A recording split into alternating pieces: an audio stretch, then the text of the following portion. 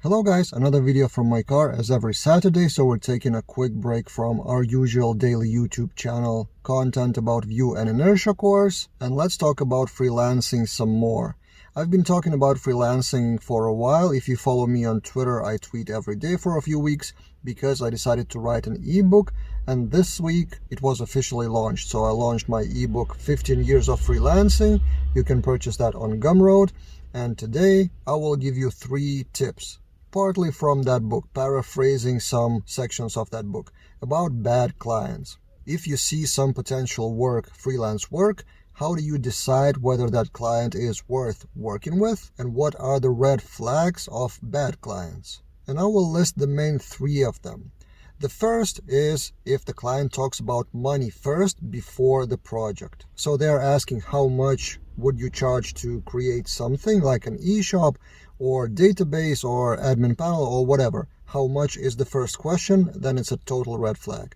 Then it means that the client is looking for someone as cheaply as possible and they don't care that much about quality at all.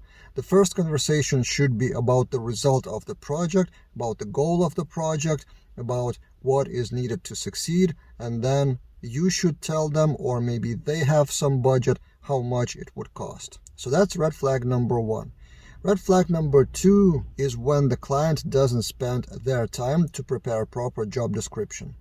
Quite a lot, especially on job boards like Upwork, I see a description of a few paragraphs like, we need an e-shop, it should contain this and that, it needs to have administration panel, we need to support like multiple currencies and stuff like that. So a few paragraphs general. And then when starting the conversation about the details, of course you need more details to be able to evaluate the timeline and the budget and whether it's worth working at all. But the clients then are slow, they don't have anything prepared more than that. And then they are slow to respond to questions, to prepare full description, and to provide more details.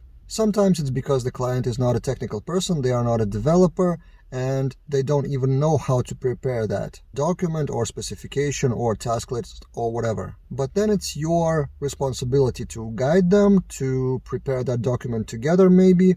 So for example, you can have a Skype or Zoom conversation for an hour, and then from that you formulate that document. Of course, it should not be free ideally, but sometimes it is. Depends on the situation and on your negotiation skills, of course. But generally, if you see that the client doesn't have more detailed description and is slow to prepare that, then it usually means that they will be slow later when answering the questions, when finishing the project, and maybe they don't even know in detail what do they actually need, so that's even bigger red flag. But generally, to start working on the project, you need much more details than just a few paragraphs. So that's red flag number 2. And red flag number 3, it came from experience. I didn't see that as a red flag in the past, in the very beginning of my career, but time and time again, I had regrets on working on such projects, which are, if the description of the project says, the project is almost done, like 80 to 90% done, we're just looking for a freelancer who can finish, and it should be a quick job. First, the evaluation of that 80 or 90% is usually incorrect. The real amount of tasks of job is much more than 10 or 20%, including your time to get familiar with the project because the code is not yours. So you may need to potentially fix the bugs by a previous developer. And speaking of that, the reason why the project isn't finished often is that developer is gone. So developer left that client. So there may be a reason why that developer left and you don't like that reason. Maybe the client didn't pay, maybe the client didn't know what they want in the first place. See previous red flag that I talked about. Whatever is the reason, usually finishing the project after someone else is gone is not a pleasant job.